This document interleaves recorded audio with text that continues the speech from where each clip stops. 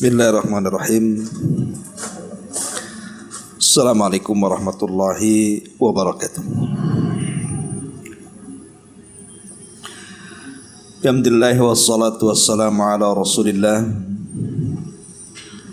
wa ala alihi wa sahbihi wa mawalah wa la hawla wa la quwata illa billahi wa ba'du. Alhamdulillah di sore hari ini kita bisa kembali kumpul di Kopi Joni. Salawat dan juga salam kita hadiahkan kepada Rasul kita Nabi besar Muhammad sallallahu alaihi wasallam. Allah Subhanahu wa taala berfirman, "Wa idza qila lahum ta'alu aba'ana wa la yahtadun."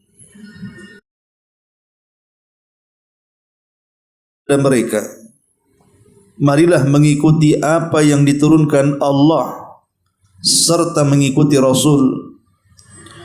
Mereka menjawab, cukuplah untuk kami apa yang kami dapati dari bapak-bapak kami mengerjakannya. Dan apakah mereka akan mengikuti juga nenek moyang mereka, walaupun nenek moyang mereka itu tidak mengetahui apa-apa dan tidak pula mendapatkan petunjuk. Al-Maidah 104. Allah Subhanahu wa taala menghabarkan kepada kita tentang keadaan orang-orang musyrik. Saat Rasulullah sallallahu alaihi wasallam berkata kepada mereka, marilah mengikuti Al-Quran serta mentauhidkan Allah dan berdoa hanya kepada Allah semata. Mereka orang-orang musyrik Arab menjawab, cukuplah bagi kami kepercayaan nenek moyang yang kami yakini. Maka Al-Quran membantah mereka dengan mengatakan bahwa nenek moyang mereka itu bodoh, tidak mengetahui sesuatu dan tidak mendapat petunjuk pada jalan yang benar. Mayoritas umat Islam kini terjebak dalam taklid buta, serampangan mengikut. Pernah satu kali pengarang mendengar seseorang sedang berceramah. Dia mengatakan, apakah nenek moyang kalian mengetahui bahwa Allah mempunyai tangan? Ia berdalih dengan kebodohan nenek moyangnya untuk mengingkari. Padahal Al-Quran telah menegaskan hal tersebut sebagaimana firman-Nya tentang kisah penciptaan Adam. Ma mana'aka an tasjuda lima khalaqtu biyadayya. Apakah yang menghalangimu sujud kepada yang telah kuciptakan dengan kedua tanganku? Shad 75. Tetapi tidaklah berbahaya, yaitu taklid ikut-ikutan orang kafir pakaian penemu pembuatan pesawat terbang atau bentuk ilmu dan teknologi lainnya. Banyak sekali orang, jika engkau mengatakan kepadanya Allah berfirman, Rasul bersabda, maka mereka berucap, Syekh saya berkata seperti ini, guru saya berkata seperti itu. Apakah mereka tidak mendengar firman Allah Azza wa Jalla, ya ayyuhalladzina amanu la tuqaddimu baina yadayillahi wa rasulih. Wahai orang-orang yang beriman, janganlah kamu mendahului Allah dan Rasulnya. Al-Hujurat ayat 1. Maksudnya, janganlah kalian mendahulukan ucapan seseorang di atas firman Allah dan sabda Rasulnya. Ibnu Abbas radhiyallahu anhu pernah berkata, tidak lama lagi akan diturunkan kepada kalian bebatuan dari langit. Aku mengatakan kepada kalian Rasul bersabda, tapi kalian mengatakan Abu Bakar berkata dan Umar berkata. Seseorang pujangga pernah bersyair yang mengingkari orang-orang yang berdalil dengan ucapan para syekh, di mana mereka berkata, Aku katakan kepadamu, Allah berfirman, Rasulnya bersabda, lalu kalian menjawab, saya telah berkata. Ma'asyiral muslimat yang dimuliakan Allah Azza wa Jalla, baik kita akan jelaskan tentang apa itu taklid buta. Ma'asyiral muslimat yang dimuliakan Allah Subhanahu wa taala, secara definisi taklid seperti yang dikatakan oleh Syekhul Islam Ibnu Taimiyah, taklid adalah qabulul qawli bi ghairi dalilin. Jadi taklid buta itu artinya menerima ucapan tanpa dalil. Kalau seseorang kemudian mencerna ucapan orang, mengambil ucapan orang, menerima ucapan orang dengan penuh keyakinan padahal tidak ada dalilnya, maka orang ini sesungguhnya sedang taklid. Saya ulangi, kalau seseorang mengikuti ucapan orang lain dengan penuh keyakinan padahal orang lain yang diikutinya itu tidak memiliki dasar dan dalil, berarti dia sedang taklid karena menerima ucapan tanpa dalil. Dikatakan juga bahwa taklid adalah qabulu qaulin bila hujjatin, menerima ucapan tanpa hujah.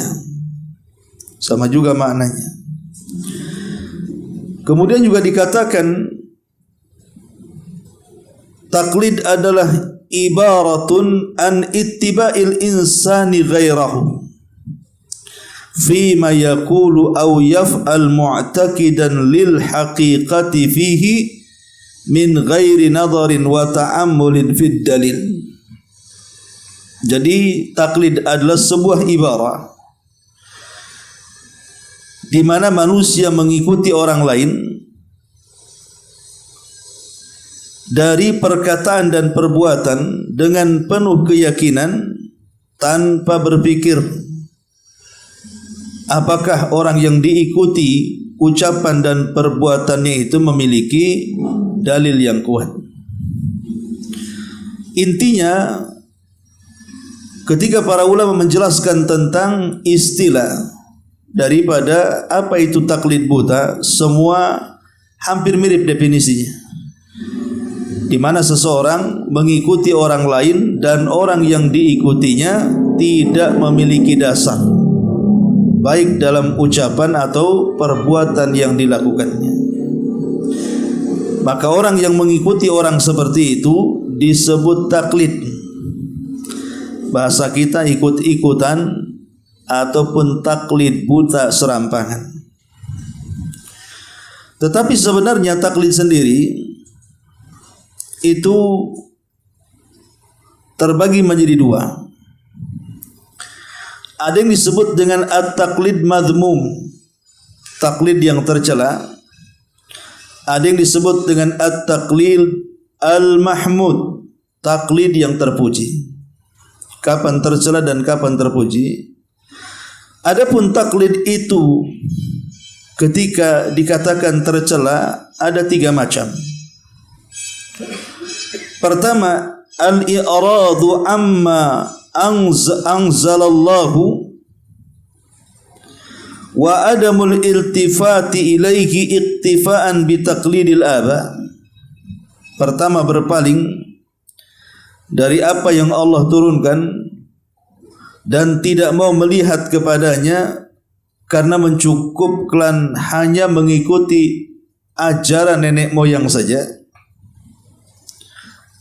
Yang kedua, taqlidu ma la ya'lam al-muqallid annahu ahlun li'an yu'khadu bi qawlihi.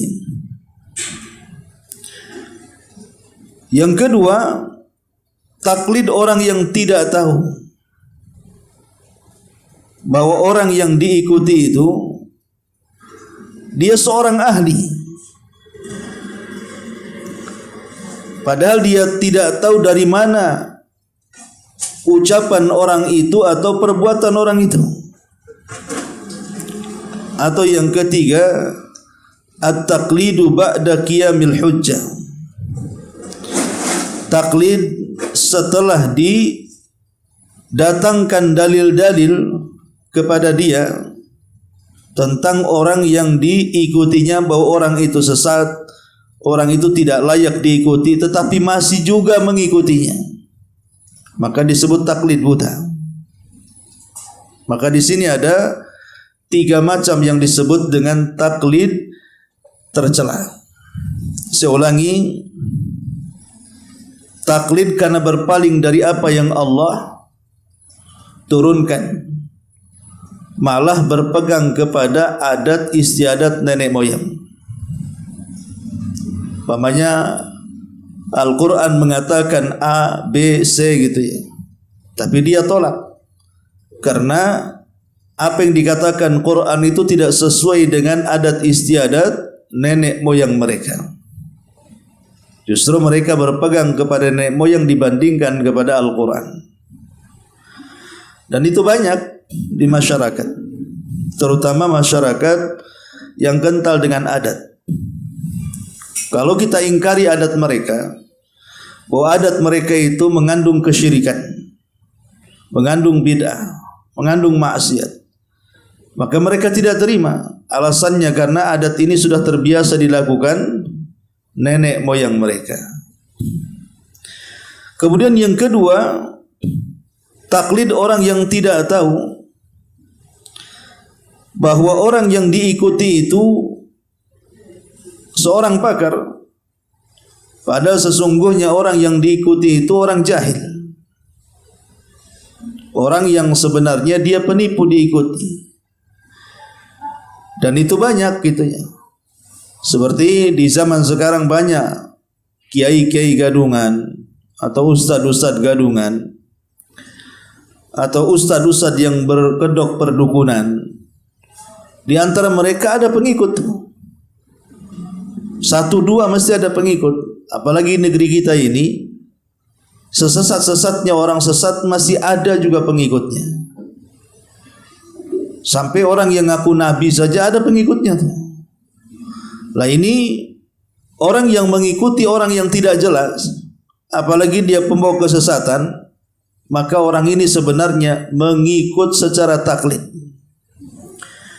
Kemudian yang ketiga, taklid yang tercela adalah taklid setelah datang kepada dia peringatan.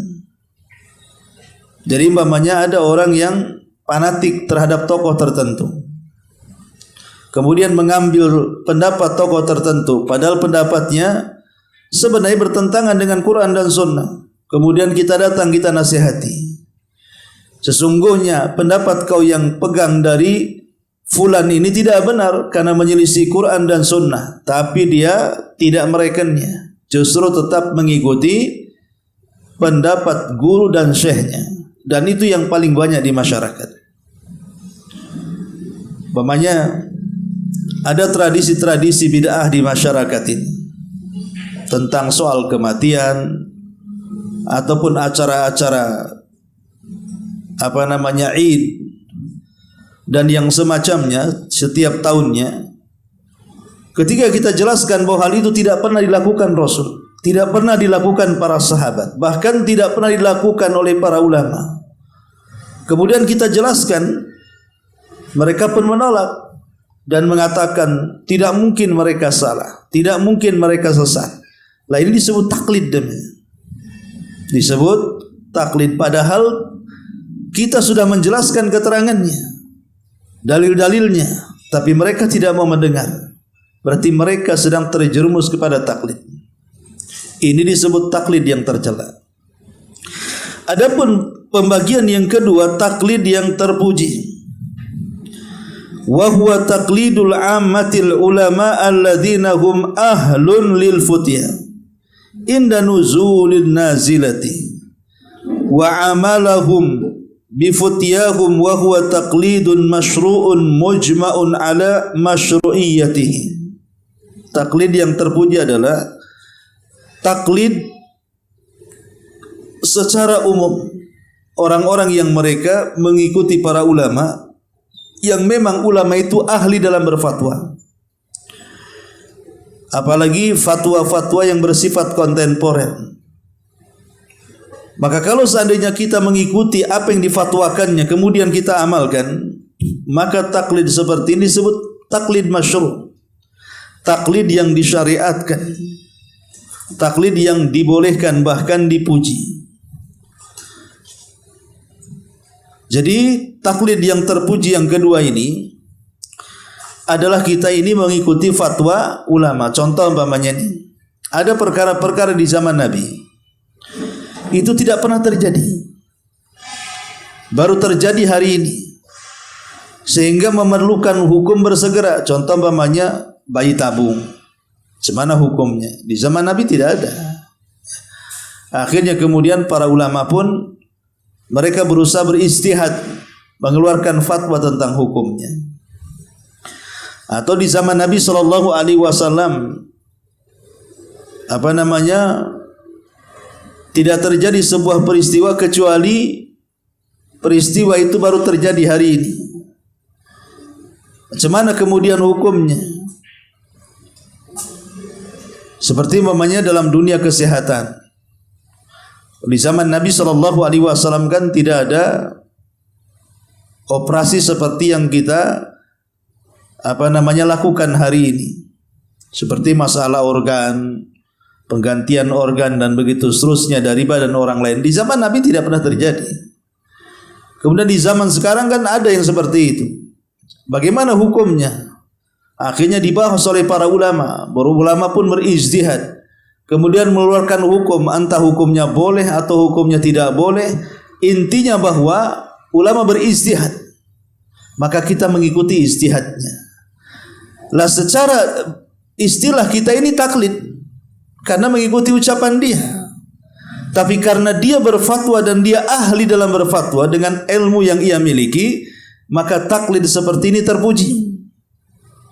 Karena kita tidak bisa memutuskan kecuali mereka para ulama yang memang sudah memiliki pengetahuan luas dalam agama, kemudian menyimpulkan sebuah kesimpulan tentang hukum yang terjadi dalam hukum kontemporer itu, yang tidak terjadi di zaman Nabi SAW. Lah ini taklid yang terpuji. Ini pembagian taklid. Kemudian sebab terjadinya taklid ini, apa sebabnya? Pertama, sebab taklid itu maksudnya taklid yang tercela ya, bukan taklid yang terpuji. Sebab terjadinya taklid yang tercela adalah tarbiyatul abna ala tabaiyati li ghairihi fi kulli syai'in wa adami musyarakatihim fi ibda'ir ra'yi aw istisyaratihim. Pendidikan anak di mana orang tua memang mendidik taklid kepada anak-anaknya dalam segala hal, sehingga akhirnya anak ini mengikuti cara dan gaya orang tua. Namanya orang tua ini sudah biasa melakukan ritual-ritual tertentu atau ibadah-ibadah yang sebenarnya bukan ibadah, tapi diada-adakan dalam agama.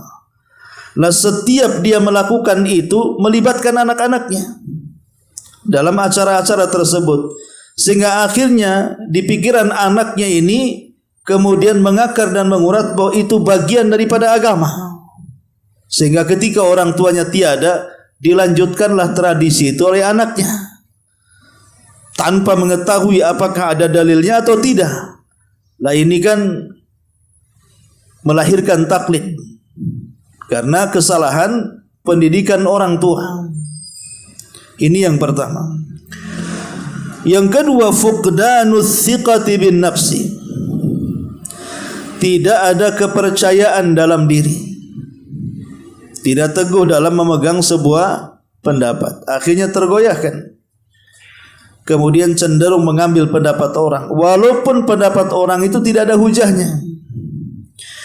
Kemudian yang ketiga, al-jahlu, kejahilan. biasanya umumnya orang taklid, apalagi sampai ke taklid buta, mengikuti orang tanpa dalil, itu kebanyakan karena mereka jahil. Kalau orang alim tidak mungkin taklid. Hanya orang jahilah yang taklid, mudah ditipu, mudah dikelabui. Kemudian yang keempat, al-ghuluw fil askhas, melampaui batas di dalam mengikuti seseorang, atau dengan kata lain terlampau fanatik kepada figur tertentu. Saya hanya ikut ustadz ini, saya tidak mungkin mengikuti ustadz yang ini, yang ini, yang ini. Saya hanya mengikuti alim ini, yang lain lewat. Saya hanya mengikuti alim ini saja. Kenapa? Pokoknya saya ingin ikut ini saja. Nah, ini gulu dalam mengikuti seseorang, dan itu sebab terjadinya taklid. Dan ini yang banyak.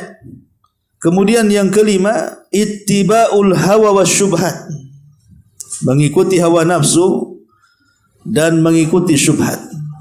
Ini juga bagian daripada sebab terjadinya taklid. Kemudian yang keenam, ta'zimu ma kana alaihi abah, mengagungkan tradisi nenek moyang.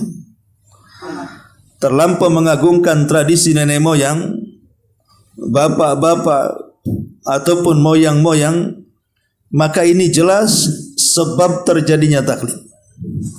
Dan yang terakhir, taklid buta dan tidak mencari dalil. Apa kata orang diterima tanpa melihat apakah ini benar atau salah. Inilah 7 perkara kenapa kemudian terjadi taklid. Lalu kenapa taklid buta ini sangat tercela? Apa dampaknya? Pertama, tafarruq wal mailu an sabilillah. Taklid ini menjadikan seseorang berpaling dari jalan Allah, dari jalan yang lurus. Dengan adanya taklid itu akhirnya orang ini tidak berjalan pada jalannya. Kenapa demikian? Karena orang taklid ini mengikuti orang tanpa dalil, mengikuti orang yang ucapan orang itu tidak bisa dijadikan hujah. Ketika itu yang diikuti, maka secara otomatis dia memilih jalan kesesatan dibandingkan jalan hidayah. Maka bahaya taklid ini adalah memalingkan kita dari jalan Allah Subhanahu wa taala yang sebenarnya. Yang kedua, al-khidlan. Taklid ini mengakibatkan kehinaan dan menghilangkan kejayaan, seperti orang-orang yang bertaklid kepada orang-orang kafir. Yang dikatakan pengarang dalam kitab ini seperti taklid kepada orang-orang barat, orang-orang Yahudi dan Nasrani, entah dari segi penampilan, mode pakaian, cara berpenampilan, dan begitu seterusnya. Walaupun sebenarnya ada sisi-sisi positif kita itu mengikuti mereka. Maksudnya boleh mengikuti orang-orang kafir, tetapi dalam rangka hal-hal yang membawa manfaat. Seperti orang kafir buat pesawat kita buat, orang kafir buat senjata kita buat. Karena untuk perang kan gitu ya, orang kafir mungkin ada membuat teknologi tertentu, kita mengikuti. Ini tidak ada masalah. Taklid yang seperti ini justru manfaat. Tapi maksudnya taklid yang dikehendaki pengarang ini, yang bisa membawa kehinaan dan menghilangkan kejayaan Islam ini, adalah taklid-taklid yang tidak ada manfaat. Seperti dalam mode-mode pakaian yang menyelisih syar'i. Pakaian buka-bukaan, nampak aurat diikuti. Kemudian mencoret-coret badan dengan tato-tato diikuti. Ataupun mungkin gaya-gaya kekinian yang merusak generasi anak muda Islam akhirnya diikuti. Mulai dari penampilan rambut, kuku sampai pakaian. Lah inilah taklid yang bisa menghinakan. Sebab kalau seandainya seseorang kemudian memilih mengikuti gaya mereka dan meninggalkan syariat Islam, secara otomatis maka dia telah meruntuhkan kejayaan Islam dan telah masuk dalam kekubangan kehinaan. Itulah yang dikatakan oleh Umar bin Khattab radhiyallahu anhu, bahwa kejayaan Islam itu ada dalam penyelisihan orang kafir. Kejayaan itu ada dalam penyelisihan orang kafir. Maknanya kehinaan itu ada pada tasyabbuh dengan orang-orang kafir. Ini yang kedua. Yang ketiga, at-tala'ub bainal ittiba'i wal matbu'in. Sesungguhnya taklid ini adalah at-tala'ub, main-main. Baik orang yang diikuti atau orang yang mengikuti itu sedang main-main sebenarnya. Tidak ada keseriusan. Ini permainan saja. Apa yang dianggap serius coba? Orang yang diikuti, mereka diikuti tanpa hujah. Orang yang mengikuti, mereka taklid buta tanpa melihat apakah orang itu layak dijadikan hujah. Jadi sebenarnya dua-duanya sedang main-main. Orang yang mengikut dan yang diikuti sama-sama jahil. Jadi apa yang dianggap serius di sini? Bahkan kelak pada hari kiamat akan terjadi at-tabar wal khusran. Yang keempat, at-tabar wal khusran, di mana orang-orang yang diikuti akan berlepas diri. Ittabarra alladzina tubi'u minal ladzina tabau. Ingatlah ketika orang yang diikuti melepaskan diri kepada orang yang mengikuti, karena mereka salah mencari ikutan. Itulah bahaya taklid.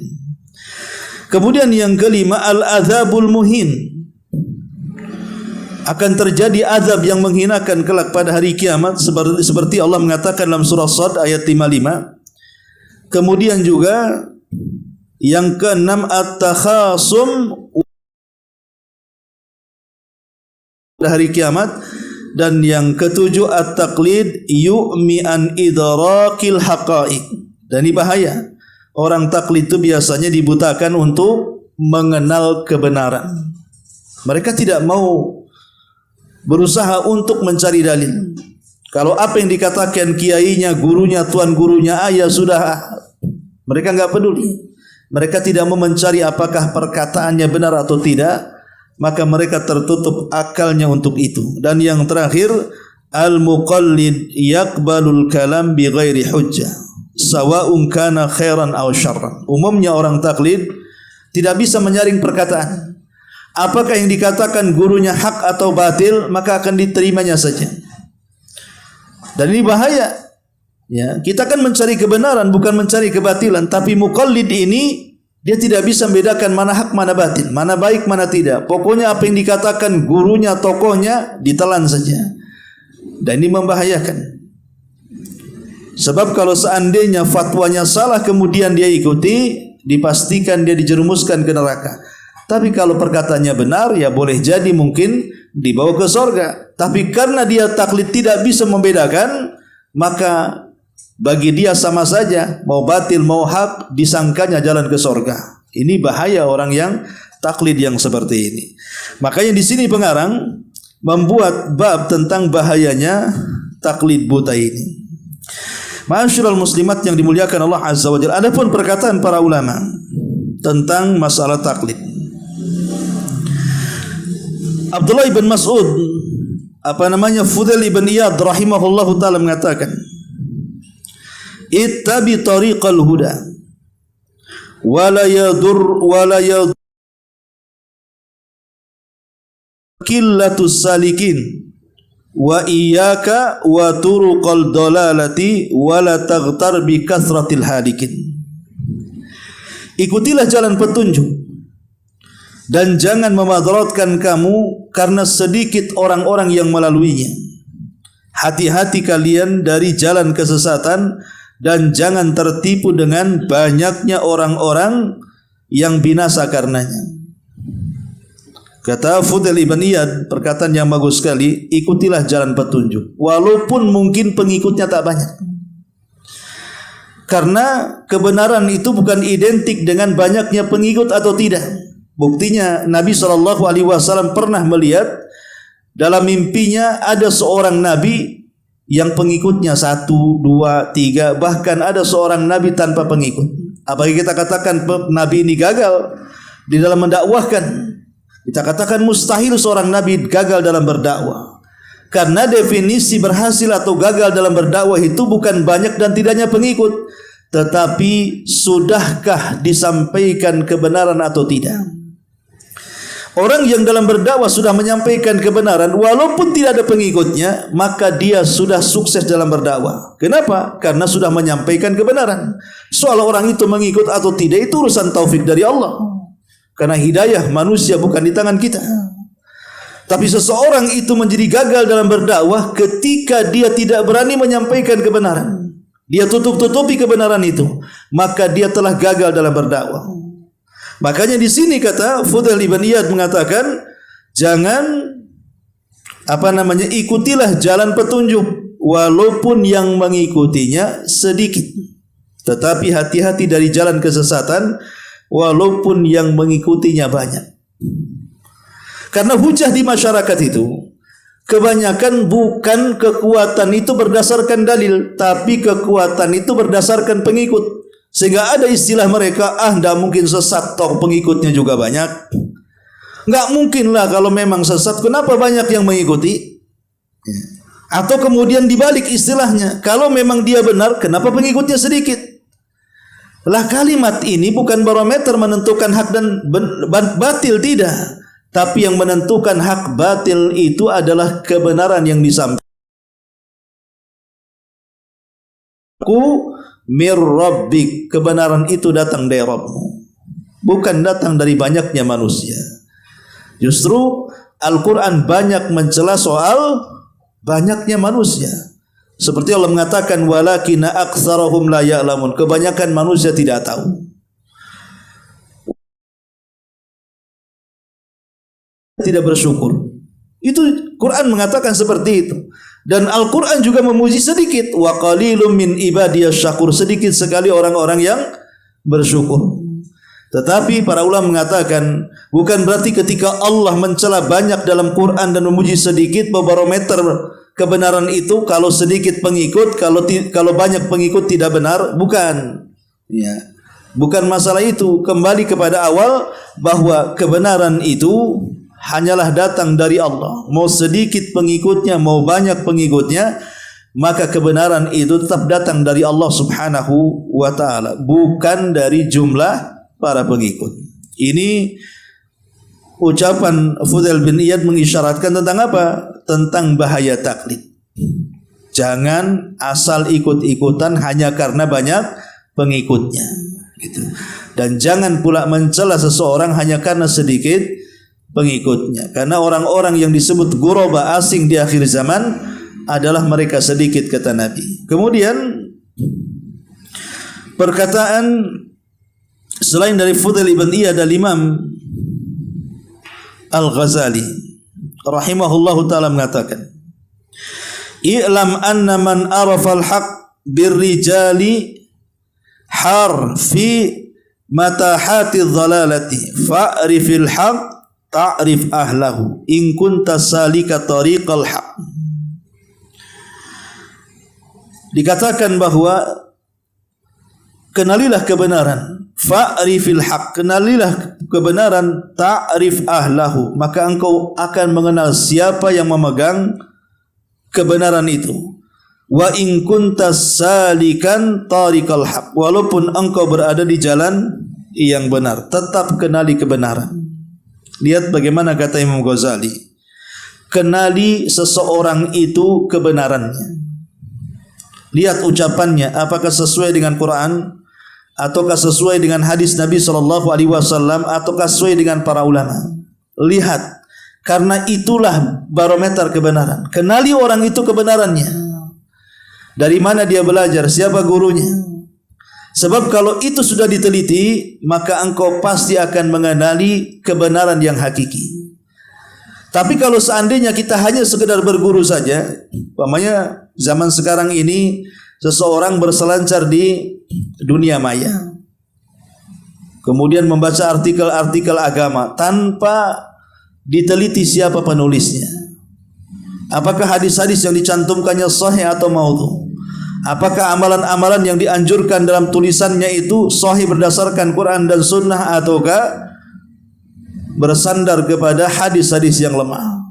Dilihat itu siapa penulisnya. Jangan asal nampak bahasa Arab, nampak seolah-olah hadis Nabi langsung diikut, di copy paste, disebar dan diamalkan. Dan ini yang banyak di masyarakat. Akhirnya tertipu dengan tulisan-tulisan tanpa sadar, tulisan itu tanpa berdalil, kemudian kita mengikutinya. Itu yang disebutkan Imam Ghazali rahimahullahu taala, kenalilah seseorang itu kebenarannya. Nanti engkau akan menemukan apa itu kebenaran. Ma'asyiral muslimin, perkataan ulama yang lainnya seperti yang dikatakan oleh Abdullah ibn Mas'ud radhiyallahu anhu, la yuwatti annal mar'u nafsahu ala annahu in kafara man fil ardi jami'an lam yakfur wa la yakunanna ahadun imma'atun qila wa mal imma'atun qala alladhi yaqulu ana ma'an nas innahu la uswata fi syarr. Kata Abdullah ibn Mas'ud radhiyallahu an, janganlah kalian mengatakan kalimat imma'ah. Kemudian dikatakan, wahai Abdullah ibn Mas'ud, apa kalimat imma'ah ini? Maka dia mengatakan imma'ah artinya ana ma'an nas, saya ma'an nas, bersama manusia. Innahu la uswata fi syarr, sesungguhnya tidak ada suri toladan dalam keburukan. Dari sini ucapan Abdullah ibn Mas'ud radhiyallahu an mencela tentang taklid. Dengan orang mengatakan saya bersama fulan, saya bersama pendapatnya kiai fulan, ustaz fulan, tuan guru fulan, dan begitu seterusnya. Terserah kata orang, pokoknya saya ikuti dia. Padahal kata Abdullah ibn Mas'ud, tidak ada uswah dalam keburukan. Uswah itu dalam kebaikan. Orang ini tidak memahami agama, ataupun boleh jadi mungkin mendakwahkan dakwah sesat. Kok kalian masih mengikutinya? Ingat, tidak ada uswah dalam keburukan. Uswah itu dalam kebaikan. Kalau memang dia tidak benar, tinggalkan, cari tempat, cari sandaran orang, cari tokoh yang lain. Kenapa mesti berpegang kepada si A dan tidak mau kepada si B? Padahal sudah jelas si A ini sesat umpamanya. Nah, ini juga beliau mencela tentang bahaya taklid. Adapun dalam Al-Quran dan Sunnah sudah jelas, diantaranya di sini pengarang mengatakan, wa idza qila lahum ta'alu ila ma anzalallah wa ila ar-rasuli qalu hasbuna ma wajadna alaihi aba'ana walau kana aba'uhum la ya'lamuna syai'a wa la yahtadun. Apabila dikatakan kepada mereka, marilah mengikuti apa yang diturunkan Allah dan mengikuti Rasul, mereka menjawab, cukuplah untuk kami apa yang kami dapati dari bapa-bapa kami mengerjakannya. Dan apakah mereka akan mengikuti juga nenek moyang mereka walaupun nenek moyang mereka tidak mengetahui apa-apa dan tidak berpetunjuk? Di sini kata pengarang, ayat ini surah Al-Maidah 104 ini adalah ayat yang mengkondisikan kondisi orang-orang musyrik Arab di zaman Nabi. Saat Nabi SAW diangkat menjadi Nabi dan Rasul, kemudian dibekali dengan Al-Quran, kemudian diperintahkan untuk mendakwahkan tauhid dengan cara meninggalkan sesembahan selain daripada Allah Subhanahu wa taala. Tidak boleh berdoa kecuali kepada Allah, tidak boleh bernazar kecuali kepada Allah, tidak boleh istighatsah, isti'anah, menyembelih dan yang semacamnya kecuali kepada Allah. Mulailah Rasul berdakwah kepada orang-orang musyrik Arab bahwa apa yang kalian lakukan salah. Sesembahan yang kalian sembah, Lata, Uzza, Manat, Qubal, Saif, Na'ilah dan sembahan yang lain itu tidak betul, itu kebatilan. Dan ajaran nenek moyang kalian itu tidak benar. Karena ajaran nenek moyang kalian itu di atas kesyirikan. Tapi apa jawaban mereka? Persis yang dikatakan Al-Quran di sini. Apabila dikatakan kepada mereka, kemarilah kepada apa yang Allah turunkan dan kepada apa yang dibawa Rasul, mereka mengatakan, oh tidak, cukup kami berpegang kepada agama nenek moyang kami saja. Ini yang terjadi di masyarakat. Bahkan pernah seseorang bercerita, dia pulang kampung, Setelah dia hijrah di kota Batam, dia pulang kampung. Akhirnya dia menegur salah satu bibinya ketika melakukan wudunya salah. Ya. Jadi dibenarkan bahwa wudunya itu seperti ini yang diajarkan Nabi SAW. Apa kata dia? Sejak dulu bapak-bapak kita ya wudunya seperti ini. Nah ini kan taklid namanya. Kenapa dia berpegang teguh dengan tradisi? Apa salahnya kemudian mendengar nasihat yang baru, boleh jadi yang baru ini benar. Karena berdasarkan dalil, karena kebanyakan di masyarakat ini terkadang ada beberapa ibadah yang dilakukan, tapi sebenarnya tidak ada dalilnya. Hanya tradisi dan kebiasaan saja. Ketika ditegur dikatakan ini sudah tradisi nenek moyang. Contoh pamannya kalau di kota-kota mungkin sudah tidak ada, tapi di desa-desa seperti orang hamil yang sudah 7 bulan, ya kan? Mereka ada tradisi itu. Tradisi dimandikan dengan berbagai macam bunga. Apa istilahnya itu? Biar mungkin itulah. Kalau dulu zaman saya masih kecil di Jawa Barat itu masih ada atau tidak? Itu biasanya dimandikan di hadapan umum. Ya memang gimana ya? Buka aurat juga gitu ya. Kadang hanya pakai jari saja, kemudian dimandikan bunga, kemudian suruh nginjak telur, kan sayang telur harusnya digoreng diinjak. Ya. Kemudian nanti bawa semacam kendi isinya uang, isinya beras, kemudian dilempar. Nanti itu rebutan uang. Nanti pulang itu dia harus duduk. Di situ ada janur kuning, macam-macam lah. Itu semua ada falsafatnya. Wallahu alam, saya tidak paham. Ya. Tapi sebenarnya setelah saya tanya-tanya itu tidak ada.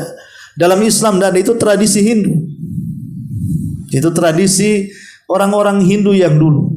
Karena mau tidak mau kita tahu Islam yang masuk ke Indonesia ini kan belakangan.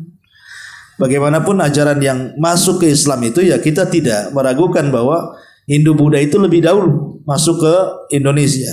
Baru Islam itu belakangan kan begitu. Sehingga ketika kemudian agama mereka lebih dulu menguasai, kemudian datang hidayah, ada sebagian orang yang mungkin belum menguasai hidayah sepenuhnya, akhirnya mencampurkan antara ajaran mereka dengan ajaran Islam, sehingga banyak tradisi mereka masih melekat dalam Islam. Dan kalau kita kemudian jelaskan kepada mereka, ada sebagian kaum muslimin yang marah dan mengatakan ini tradisi, apa-apaan kalian larang. Seperti namanya tradisi petik laut yang ada di sekitar pantai selatan. Kalau yang mengerjakannya orang yang beragama Hindu ya lakum dinukum waliyadin lah, kita tidak urus mereka kan. Tapi yang mengerjakan orang yang berpeci, KTP-nya Muslim, mereka juga yang nyembelih binatang, kemudian melemparkan kepala kerbau ke tengah lautan, kemudian habis itu ada doa-doa tertentu. Ini kesyirikan gitu ya. Apalagi yakin dengan cerita-cerita rakyat, Nyi Roro Kidul, Nyi Roro Ngetan, Ngulon atau apa istilahnya. Ini kan sesuatu yang gak jelas. Kalau sekali lagi kalau yang melakukannya non muslim, kita tidak mungkin bicara. Silahkan lakum dinukum waliyadin. Saya punya keyakinan, Anda punya keyakinan, kita tidak mungkin memaksa la ikraha fiddin. Tapi kalau yang melakukan orang Islam, kita sesama orang Islam ya kita jelaskan ini bukan bagian daripada Islam.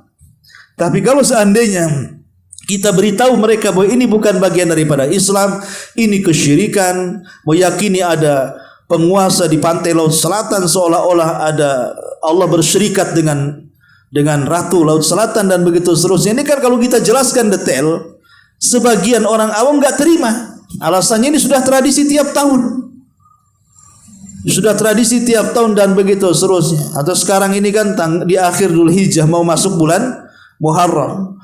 Ada sebagian orang meyakini Muharram ini bulan keramat. Orang-orang dulu biasanya kalau bulan Muharram itu mereka merendam keris. Ya, keris-keris pusan